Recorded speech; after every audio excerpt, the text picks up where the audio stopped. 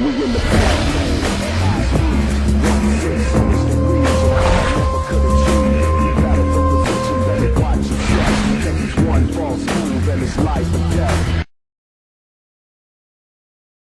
Sin duda alguna a todo ser humano de los últimos siglos le ha surgido por lo menos una vez en la vida la curiosidad de saber de la vida extraterrestre. Tema que le ha generado interés y le ha causado grandes incógnitas a muchas personas, inclusive a los más grandes científicos y especialistas alrededor del globo terráqueo.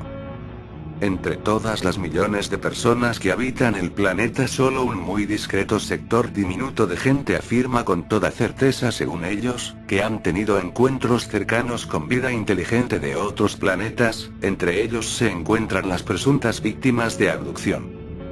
A continuación, 5 de los muchos supuestos casos de abducciones que mayor impacto generaron en el mundo y sus medios. Número 5. Abducción en Allagash. En agosto de 1976. 4 hombres. Jack Weiner, Jim Weiner, Chuck Rack y Charlie Falls se encontraban disfrutando de una agradable estancia en la Reserva Natural de Allagash en el pueblo del mismo nombre, en el condado de Aroostook, Maine, Estados Unidos. Todo iba aparentemente normal hasta la segunda noche, en la cual Jim notó un objeto sumamente brillante en el cielo, el cual cuenta, se mantenía sobrevolando de forma estática a unos pocos metros por encima de las copas de los árboles hasta que repentinamente desapareció sin dejar rastro alguno. Cosa que atemorizó considerablemente al hombre. Luego de esto los 4 hombres continuaron a través del llamado desierto. En la cuarta noche decidieron ir a pescar en un bote luego de haber construido una hoguera. Una vez en el agua, Chuck Rack fue el primero en darse cuenta de que no estaban solos. Una especie de esfera luminosa sobrevolaba no muy lejos del bote. Los 4 tipos se mostraron anonadados, no sabían qué hacer. Fue entonces cuando Charlie recogió una linterna e intentó emitir con ella una especie de mensaje de auxilio. Acción que no funcionó de nada. El objeto volador se acercaba cada vez más a ellos, por lo cual en una desesperada decisión comenzaron a remar rápidamente hacia la orilla. Lo siguiente que recordaban es que repentinamente se hallaban en la orilla mientras observaban cómo el objeto volador se retiraba de una manera extremadamente veloz. Luego de esto notaban que la hoguera se notaba consumida, hecho que dejaba entrever que habían estado mucho más tiempo de lo que pensaban posterior a lo último que recordaban. Sin embargo, nadie comentó nada acerca del borroso y misterioso suceso. Todos estaban anonadados a la vez que cansados, por lo cual decidieron ir al interior de las tiendas de campaña y dormir. Posteriormente pasaron otros 10 días en el lugar, sin embargo ya no volvieron a ser acechados por el extraño objeto. Como transcurrieron los años, contaban a sus amigos y familiares sobre el avistamiento de ovnis, pero nadie les creyó. Entonces, tiempo después comenzaron las constantes pesadillas de Jim y Jack Weiner. Por lo que finalmente, Jim decidió contactar al ufólogo, Ray Fowler, en busca de ayuda. Fowler sugirió que para que la experiencia en Allagash fuera mejor recordada, los 4 debían someterse a la hipnosis con un terapeuta capacitado para recuperar los detalles de la abducción. Bajo hipnosis, cada uno de los hombres contaron experiencias aterradoras de recuerdos reprimidos de ser secuestrados. Eran casi exactamente iguales. El siguiente paso fue someterlos a pruebas de polígrafo, muy comúnmente conocido como detector de mentiras, en las cuales todos pasaron. Ninguno de ellos mentía. Número 4. Abducción de Antonio Villas Boas. Antonio Villas Boas fue un brasileño que se dedicaba a la agricultura, el cual el día 16 de octubre de 1957, estaba arando los campos, en las cercanías de San Francisco de Sales, cuando de pronto observó lo que describió como una estrella roja en medio del cielo nocturno. De acuerdo con Antonio, el objeto volador se fue acercando cada vez más hasta que él llegó a distinguirle como un objeto en forma de huevo, con una luz roja en su frente y una cúpula giratoria en la parte superior. La nave comenzó a descender a la tierra en el campo. En ese momento, Antonio decidió abandonar y escapar del lugar lo más rápido posible.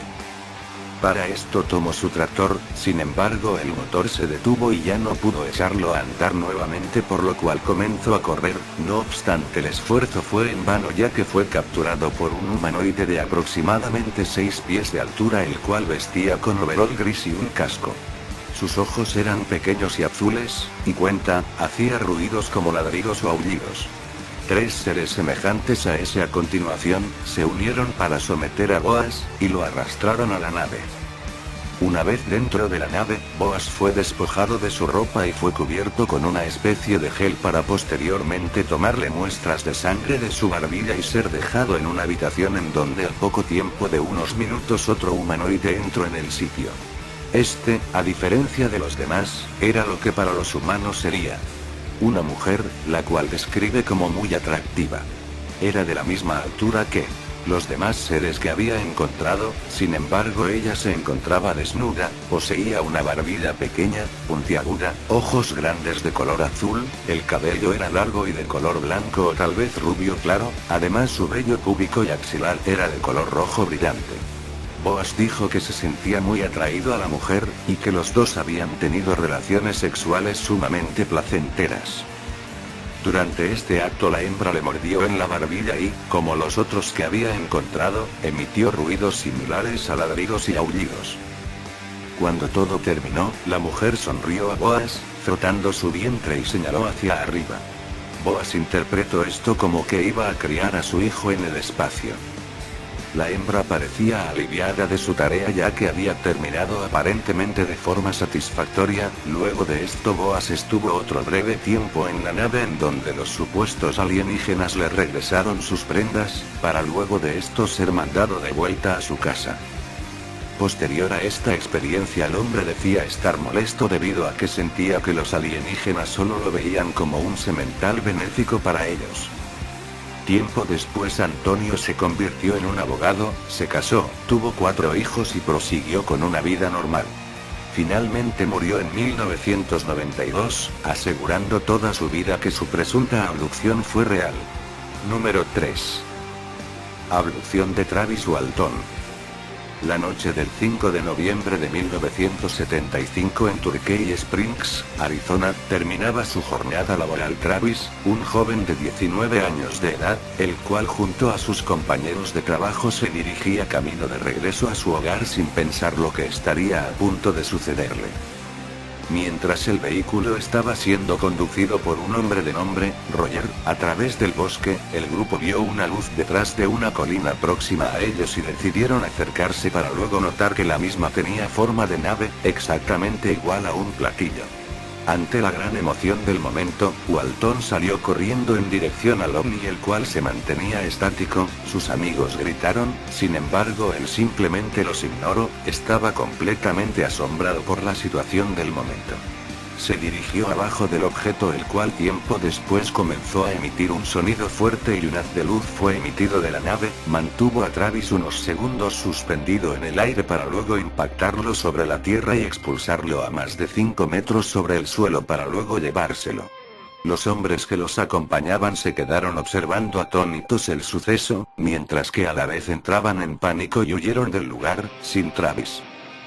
Luego de conducir un trayecto considerable, Roger intentó calmarse y llamó a la policía del condado. Chuck Ellison, asistente del sheriff, respondió y acudió a un bar en donde estaban, en shock, los protagonistas. Luego de contarle al asistente la historia, él mismo llamó a Marlene Gillespie, el sheriff, quien también escuchó la versión de los hombres, pero ambos policías se negaron a creer semejante historia. Sin embargo, esto no quedó así, ya que a pesar de no creerlo decidieron poner marcha en el caso, ya que si algo sí creían era que Travis había desaparecido, por lo cual comenzaron una ardua búsqueda al día siguiente con helicópteros, grupos de rescate, policía local e inclusive algunos voluntarios.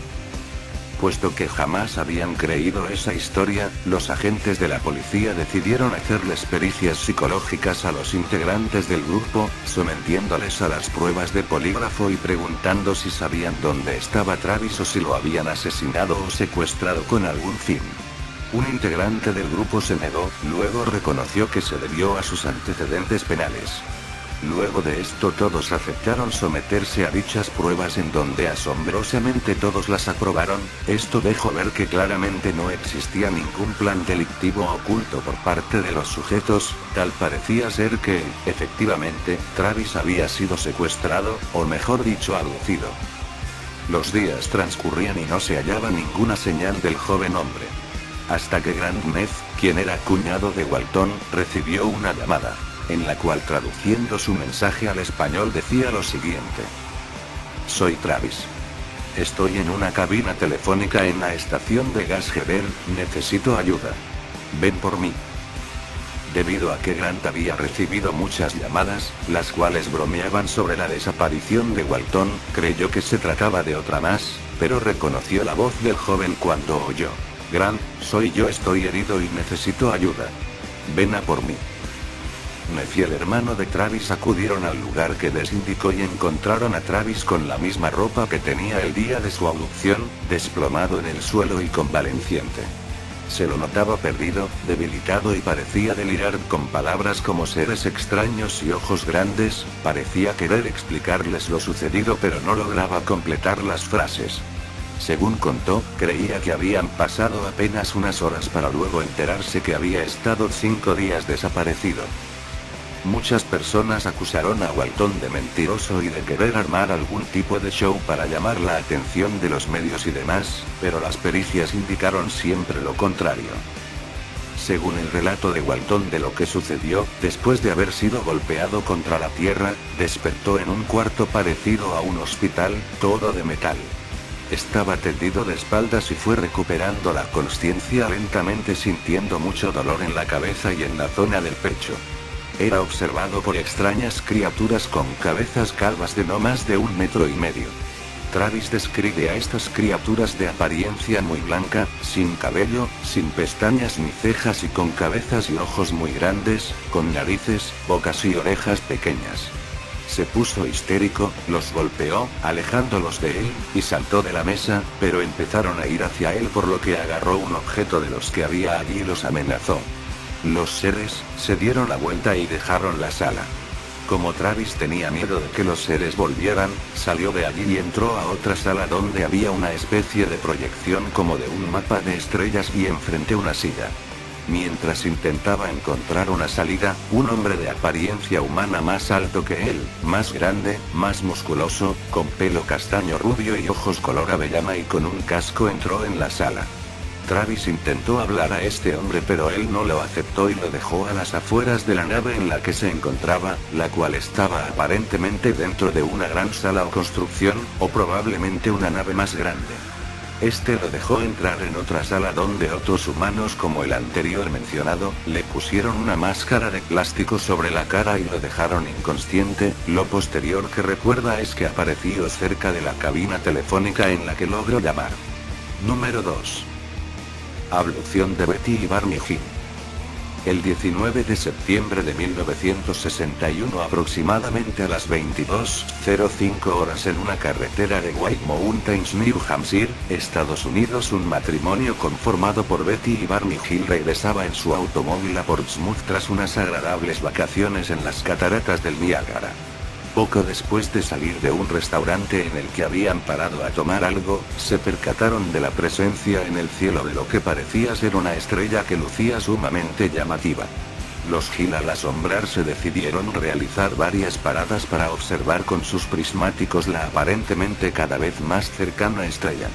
En un momento determinado, hallándose el coche en White Mountains, al sur de Indian Head, el objeto pareció descender rápidamente. Esto hizo a Barney detener nuevamente el vehículo y salir del mismo para adentrarse en el campo con el objetivo de observar mejor aquella luz. Así, mediante los prismáticos pudo ver algo que nunca se habría esperado. Lo que parecían unos seres se observaban a través de las ventanillas del objeto, el cual presentaba ahora luces rojas en sus extremos.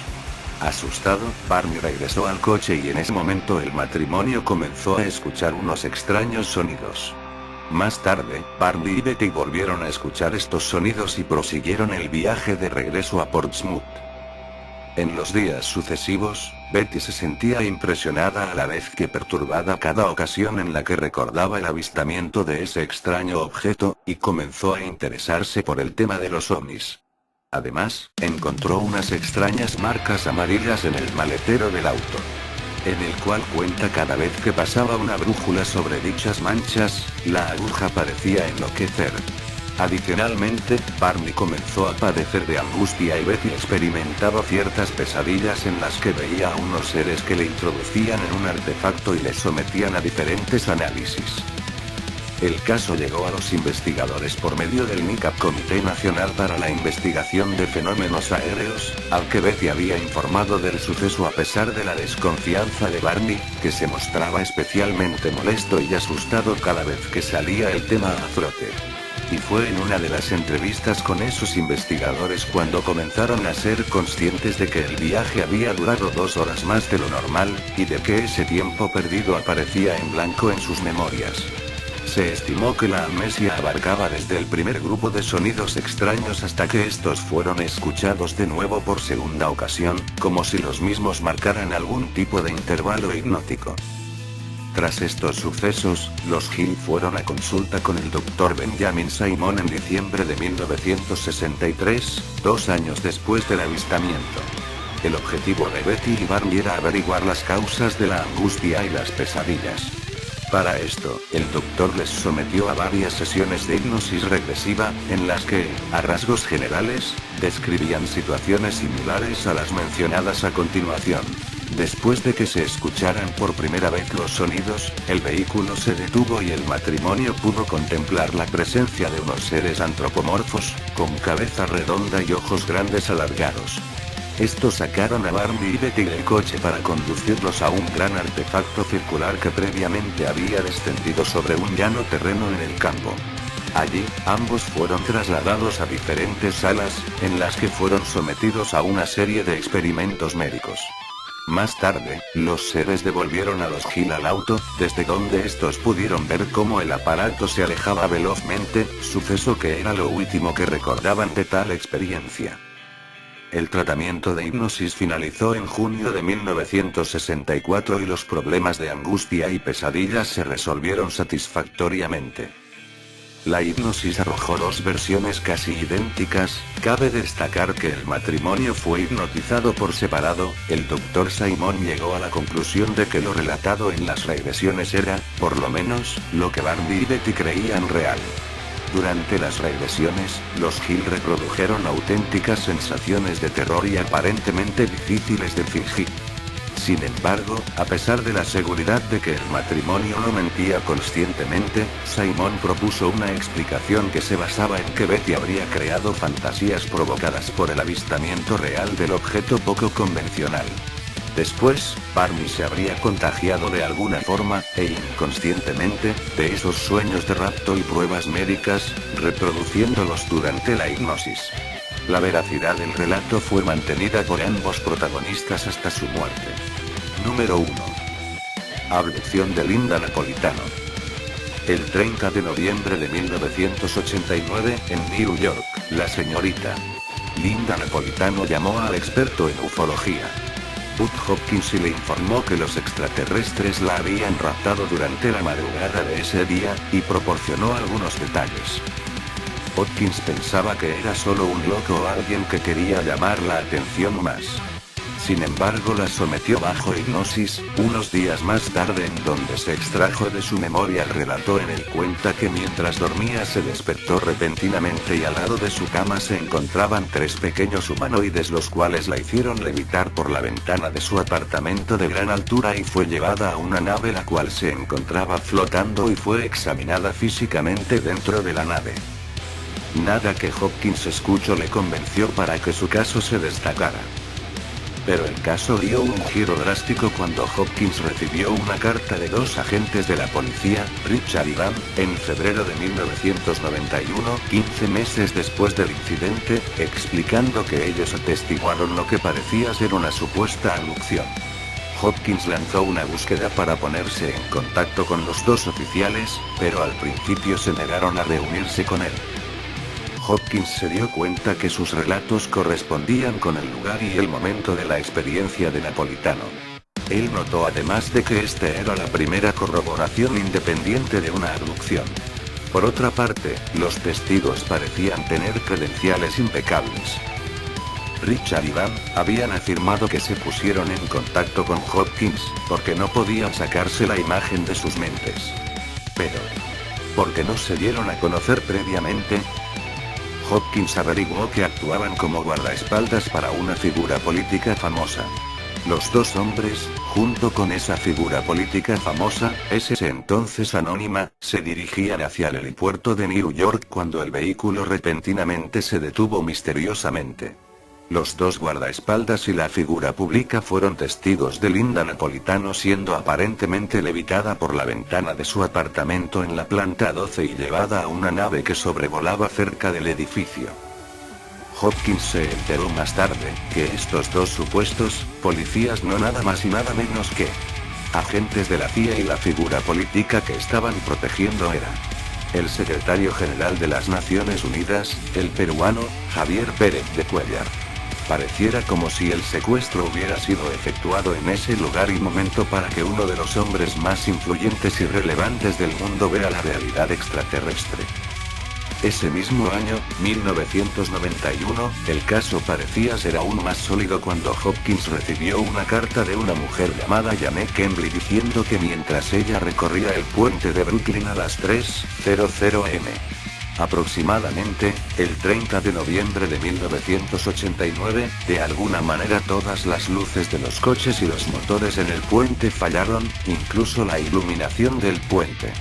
Por lo tanto, se bajó de su coche para ver qué había sucedido y vio, junto con otros conductores, a una mujer flotando 12 pisos de altura entrando con lo que parecía ser unos hombrecillos, en un objeto volador que flotaba sobre un edificio. Hopkins pensó que este caso se estaba volviendo demasiado bueno para ser verdad. Un objeto metálico fue descubierto dentro de la cavidad nasal de Linda, que sugirió que quizás sea un implante alienígena. 2 semanas después de haberle tomado una radiografía, ella misteriosamente sufrió una hemorragia nasal grave durante la noche. Por la mañana, se encontraron manchas de sangre extensas en su cara y en la almohada. Más tarde una radiografía reveló que el objeto metálico ya no estaba presente en su fosa nasal, y esto se concretó más debido a que un sector de su fosa nasal se encontraba con el cartílago dañado, cosa que dejó entrever que efectivamente una vez había existido un implante. Lo que se cree es que los extraterrestres le habían implantado algo, pero después cuando el implante fue descubierto, lo retiraron, para que esta tecnología extraterrestre no cayera en manos humanas. Aunque Pérez de Cuéllar se ha relacionado con Hopkins y verificó el secuestro, él le explicó que no podía revelarse al público por diversas razones. Se rumorea que el secretario general fue hasta el extremo para reunirse en privado con Hopkins para discutir los detalles de sus observaciones de esa noche, pero le exigió que él permanezca anónimo.